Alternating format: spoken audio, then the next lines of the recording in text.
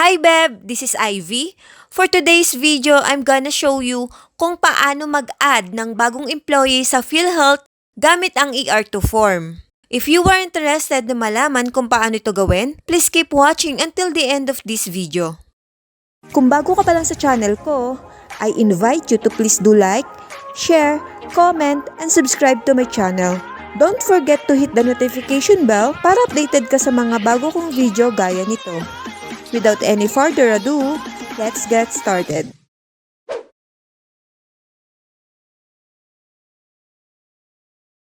Reporting your employees. Obligation po ng employer na i-report sa PhilHealth ang lahat ng kanilang mga empleyado para masigurong accurate ang kanilang records at premium contributions. At para madali din silang ma-check sa oras ng pangangailangan. All you have to do is mag-submit ng ER2 form. Ang ER2 form po ay downloadable sa PhilHealth website at available din po ito sa mismong PhilHealth branch. Kung may newly hired employee, kailangan pong mag-submit ng ER2 form within 30 days mula sa date of hire. Next, filling out the ER2 form. Ito po yung sample ng receiving copy ko mula sa PhilHealth para may idea po kayo. I-check or lagyan ng X ang box sa subsequent list dahil additional employee po ang ipaprocess natin.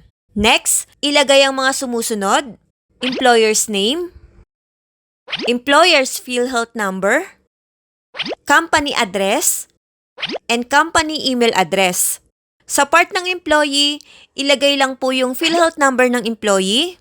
Kung wala pa, pwede rin pong ilagay yung SSS number or GSIS number. Complete name, job position, basic monthly salary, at date of hired.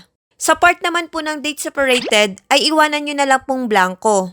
Kung may previous employer po ang employee, ilagay ito sa designated field. Kung may additional newly hired employees po, ilagay lang po yung kanilang details sa mga susunod na rows. Next, sa bottom part ng form, ilagay kung ilang employees ang nakalista sa form.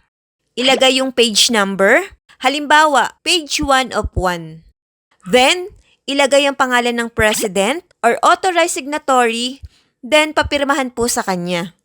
Next step, submission process. Kapag kumpleto na yung details ng ER2 form, pumunta po sa inyong PhilHealth Local Health Insurance Office at mag-submit ng 2 kopya ng ER2 form. Isang copy para sa PhilHealth at isang copy para sa receiving copy nyo. Beb, sa corporate or employer lane po kayo pipila. After submission, magbibigay ang PhilHealth ng receiving copy ng ER2 form gaya nito, member data record or MDR ng employee, at PhilHealth ID ng employee. Makikita nyo po dito sa MDR ang current employer information, which is ang company nyo. Kung kayo po ang nag-process, ibigay na lang po sa employee ang kanyang MDR at PhilHealth ID. So, ganun lang po kadali mag-report sa PhilHealth kapag may bagong employee. So, I think that's it for this video. Sana nakatulong sa inyo and thank you so much sa patuloy niyong pagsuporta sa channel ko. Thank you and God bless everyone. Follow for more!